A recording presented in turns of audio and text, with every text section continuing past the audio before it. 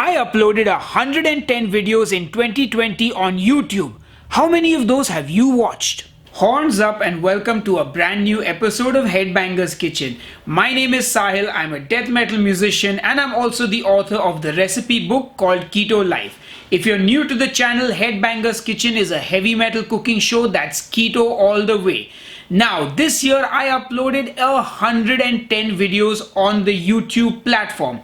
Of course, full disclosure, 56 of those videos were on this channel, 40 were on my music channel, and 14 were on my non-keto food channel called Headbanger Eats. So, 56 videos on this channel is still a lot of videos, and I've got my notes here, and I thought I would do sort of a retrospective sort of run through all the things I did on the channel this year, how this year was for me personally. And you know what?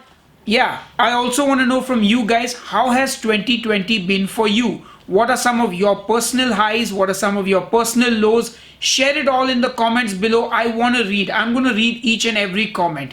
Anyway, let's talk about 2020 on Headbangers Kitchen. So I started 2020 on an absolute high with the launch of my Keto for Beginners series of videos, which have done really well. In fact, the first one has crossed 1 million views. So in January, I launched those videos. There were 5 of them. And they were basically giving you a keto meal plan to help you get started on your keto journey. And I'm super happy with the way January went. Come February, I got back to doing new keto recipes. I did a fish curry. I did some chocolate chip cookies. I even started a Greek month, which I didn't finish, but I did a recipe for tzatziki and gyros. Both did really well. And we also launched some new merchandise like the t-shirt I'm wearing right now. Give it all a good mix. So there was this t-shirt, there was cauliflower is the new potato, there is not a spice wuss, and there was never go full carb. So that was done in February. Now in February, I binge watched this show on Netflix called BoJack Horseman. So I kicked off March with BoJack Horseman's chocolate chip pancakes, and of course I did my keto version of those pancakes. This was also the time the coronavirus had kind of kicked in, so I did a video giving people tips on how to manage their keto diet in the time of coronavirus. I think this time people were buying out all the toilet paper and all the food, so it was quite a crazy time. Now also I decided at this point to release some of the recipes from the Keto for Beginners series as individual recipes, because if you looked for my beef and broccoli recipe on YouTube, you would not find it because it was part of the beginner series. So I started to separate these videos into individual recipes so that if someone wanted to find my keto guacamole or my keto beef and broccoli, they could easily do so. Now in April, I kicked off the month on the 1st with a little bit of humor and a little April Fool's video where I did the peanut butter fingers. And I think this is the time that Corona had really started to set in. So I also started to give away all my music for free, and I made an announcement video about that because you know what, I think at this point people were really being hit financially and it was a tough time. So I figured, you know, giving my music away for free would kind of be a good thing to do because people still needed music, movies, art in their life to sort of distract them away from the craziness that was going down. So I put out all my music for free. This is also the month where I started my 3-ingredient Keto for Beginners meal plans because again, ingredients were scarce. People were still buying up all the toilet paper. So I did 2 of those videos. There was also a trend on TikTok around this time of Dalgona coffee, which I caught on to a little late, but I did a video for that as well. And finally, I ended the month by starting my 5-ingredient recipe series. In May, I asked you if I should shave my beard for charity because I think at this point in India, the situation was horrific. I had already donated a lot of money to charities here that were helping to feed migrant workers who were stuck and people in need because India has a lot of poverty and there were a lot of people. Let me just say it was not a good time. And of course, I did shave my beard, as you all know. We raised $380 and I basically matched your donations and I donated about $760 to various charities. May was also the month where I hit 500,000 subscribers here on the channel. So thank you all once again for supporting my channel, for subscribing, for watching my videos.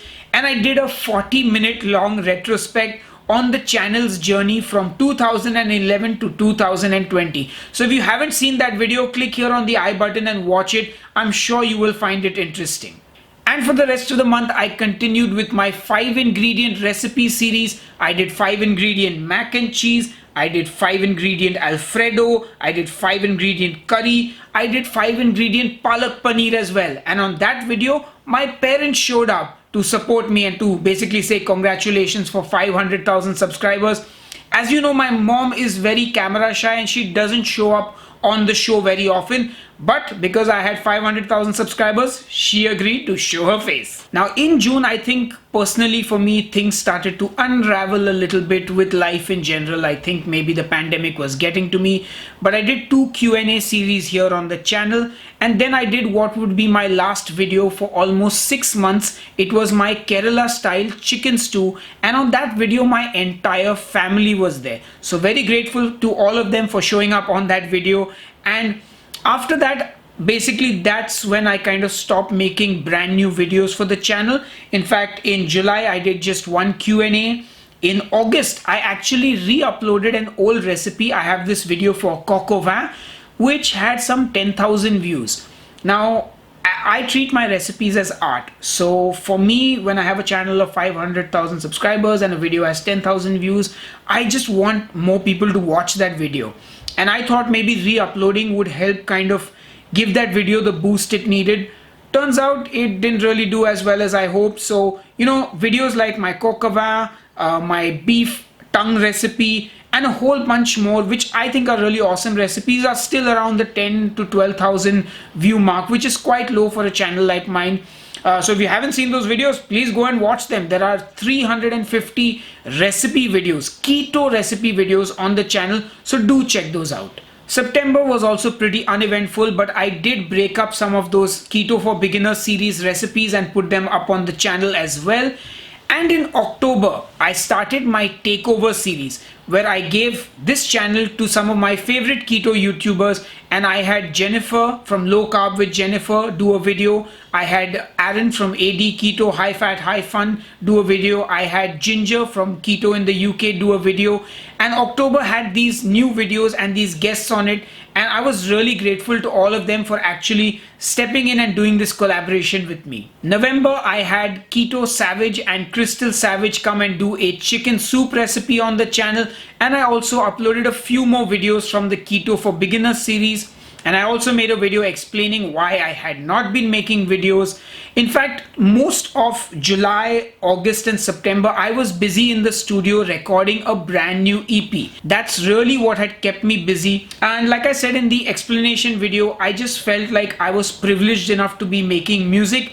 So I decided to do that because music is my first love. It's what I live for.